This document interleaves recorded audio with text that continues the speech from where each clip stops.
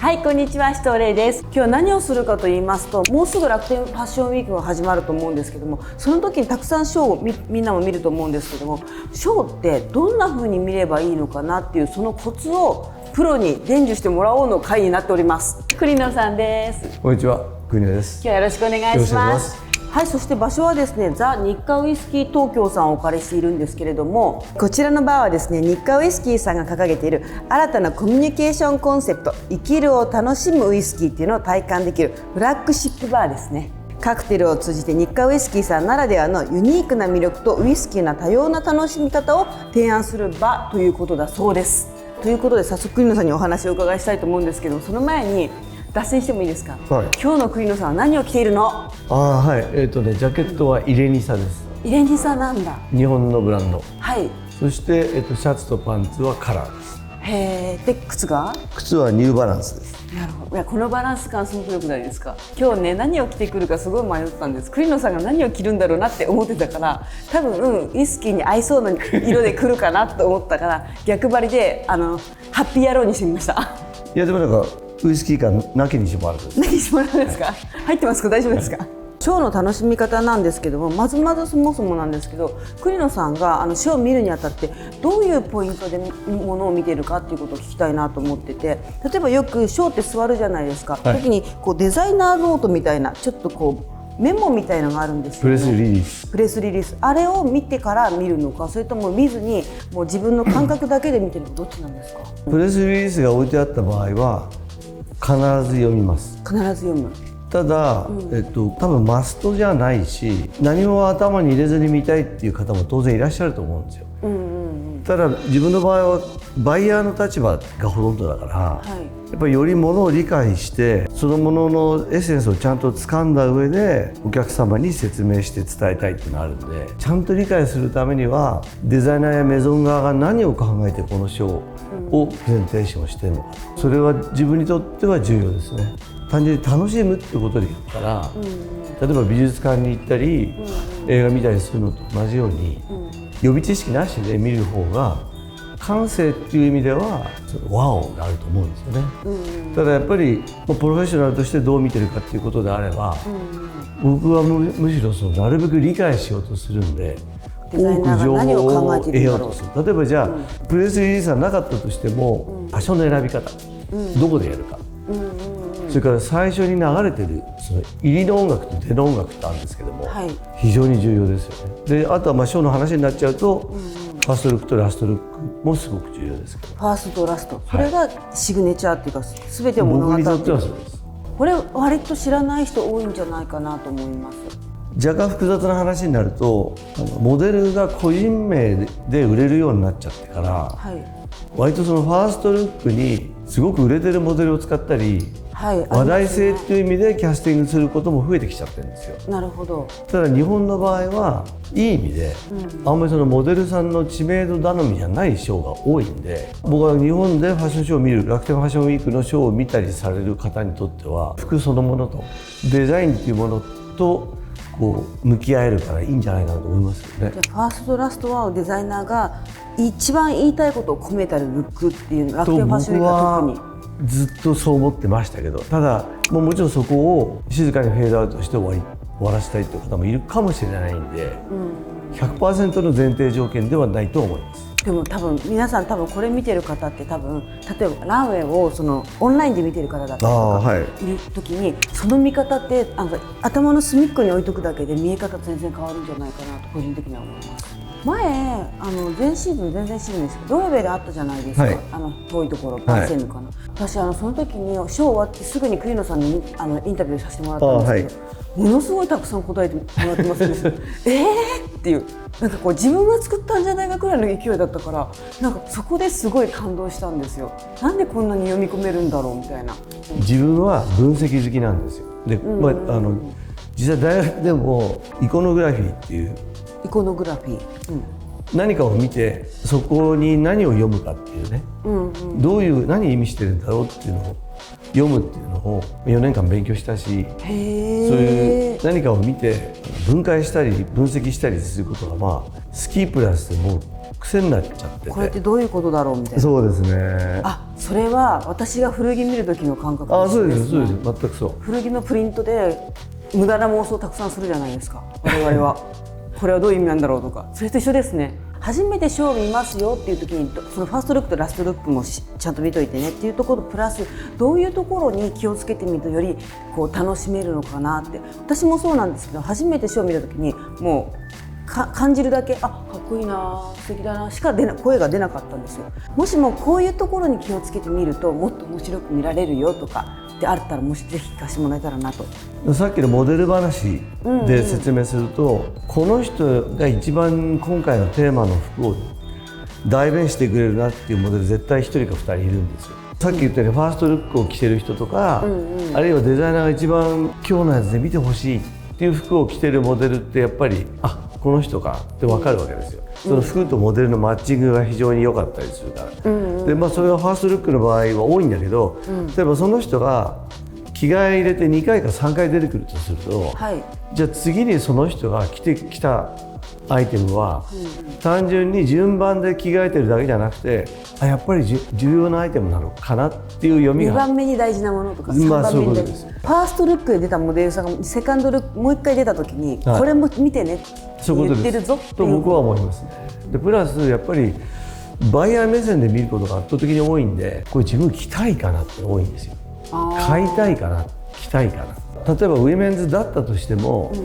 僕が上司だったらこの服買いたいかな着たいかなって必ず思います。でもその見方すごい大事かなと思います。ファッションショーってちょっとトリッキーな服が多かったりとか、日常着るか着ないかどうなんだろうって服が多いからこそ、着るか着ないか目線って考えるとより自分に近しいものとして服を捉えられるんじゃないかなと。多分学生さんとかもこれ見てる人たくさんいると思うんですけど、学生さんでももう自分がバイヤーになったつもりみたいな、それいいと思います。妄想で買うかなどうかなみたいな見てもらうと、もうちょっと解像度を高くショーを見てもらえるんじゃないかなと思います。その真逆が、なんちゃって評論家だと僕は思ってるんですよ。何ですかそれ。つまり評論家目線で最初から見ようと思いすぎると、自分が言いたい理屈がそこに立っちゃって、自分が言いたい結論付けたい結論に寄せちゃうっていう。例えば分かんないですけど、ダイバーシティが流行っているとしたら、ダイバーシティっぽい感じの原稿を書きたいからそれに引き寄せるってことですよね。LGBTQ に引き寄せるとか。そうなんですよ。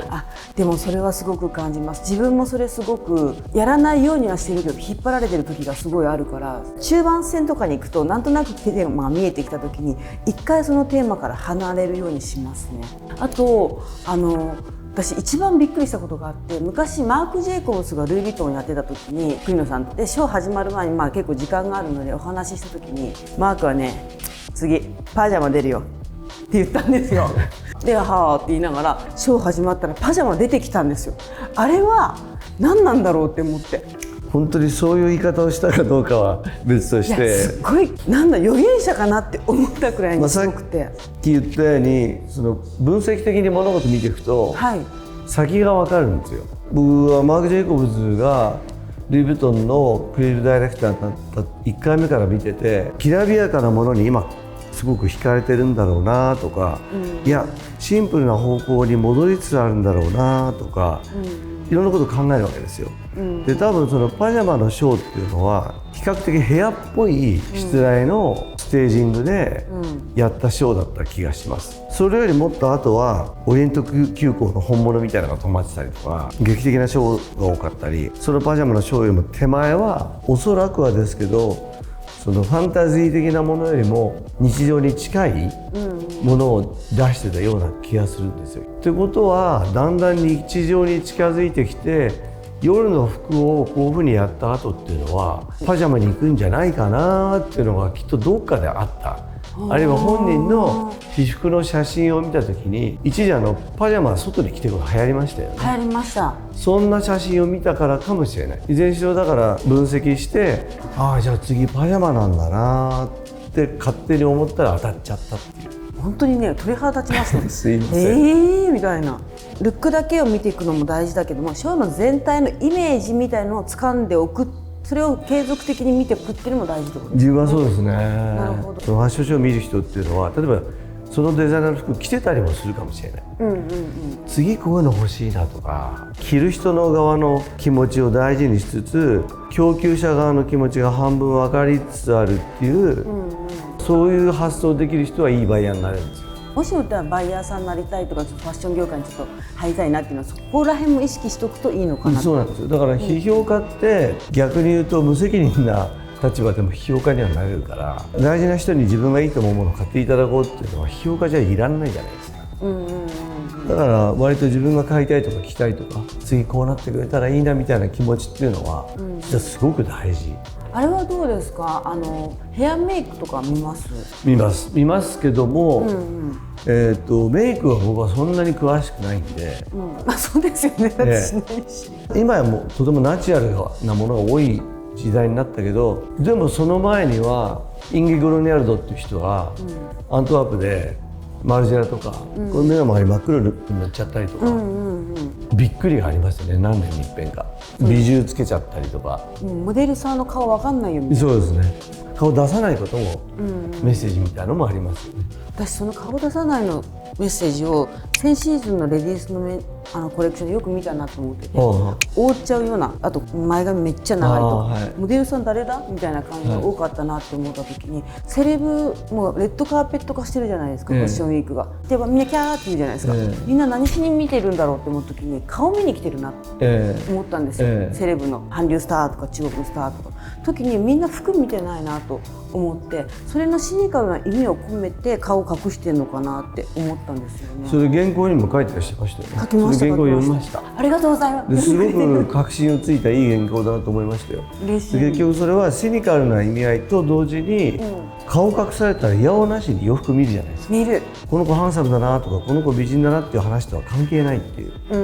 う、それは、何かに集中してもらうための一つの方法としては正しいと思います。ケリナさん的に次の楽天ファッションウィーク注目しているところとかあります？海外のショーをずっと見てきて、数年前から、あまりにコマーシャルだなと、あまりにマネーゲームだなと、人さん指摘されたように、そのセレブリティハイプとかね、ソーシャルメディアとかそっちに寄りすぎてる。じゃあ日本のショーって、じゃあいわゆる大物のファッションショーがなかったり、いわゆる大物と言われるような、セレブリティは来ないかもしれないけど、その分純粋に服見られるじゃないですか。それはすごい感じますね。で、服そのものを見に来てる人たちのために服そのもので勝負してるっていうのを、やっぱりみんなやっぱ気持ちいいわけですよ。だから可能な限りいっぱい見たいと思いますけどね。なんか今回も新しいやつがあったりだったりそとか、うですね、あとは注目のブランドがあったりとか、20周年のブランドがあったりだったりとかなんかいろいろあるので、ぜひぜひ見てもらいたいなと思います。あとはね、私楽天ファッションウィークのすごいいいところだなと思うんですけど、ワンチャン行ったら入れる可能性あるんですよね。それはすごく学生さんにとってだったりとか、本当に見たいときは行ってみるのもありなんじゃないかなと思っております。昔パリコレもそうだったんですよ。そうなんですか。今でもギリギリそのファッション学校の学生はそれやってる子いますよね。いますね、スタンディングでギリギリ粘って、ちょっと人の入りが悪い時にいいよって言ってくれる時はたまにありますね。そうですね。もうやっぱりその洋服と携わってもう少しで50年になりますけども、半世紀、すごい。自分がこれだけこういう仕事を続けてこられたのも、さっきその着て歩けるクリエーションという話をしましたけど、やっぱり生きる喜びっていうかね、洋服を着ることとか考えることとか、誰かに洋服を選んであげることとか、切り離せないなと思うわけですよ。世の中に生きる喜びを体感できるものってすごくいっぱいあるし、最近だとキャンプもそうだろうし、お料理もそうだろうし、でたまたま今日ウイスキーバーにお邪魔してるんですけど、ウイスキーなんかまさにそうだと思いますよ。だってさっきウイスキーはカルチャーだって言ってましたもんね。ウイスキーカルチャーですよ。だからどうやって作られるかとか、どういうパッケージかとか、どういう場で飲まれるかとか、非常に文化を感じますよ。今回じゃあそのウイスキーで欠かせないものを特別に用意してくれたということで飲んでみますか。ぜひぜひ。はい。はい、私がいただくのはですね、ウイスキーサワーですね。しかも刻印が入ってて、白いの何かなって泡だと思うじゃないですか皆さん。これ卵白なんですよ。で栗野さんがいただくのは、オールドファッションのですね、直訳するとね、なんか昔流のっていうか、でも世界で一番飲まれてるカクテルなんでしょ。まあそうでしょうね。本当にだからオールドファッションドなんだと思いますけどね。まあちょっと乾杯しましょう。でも本日はありがとうございました。ありがとうございます。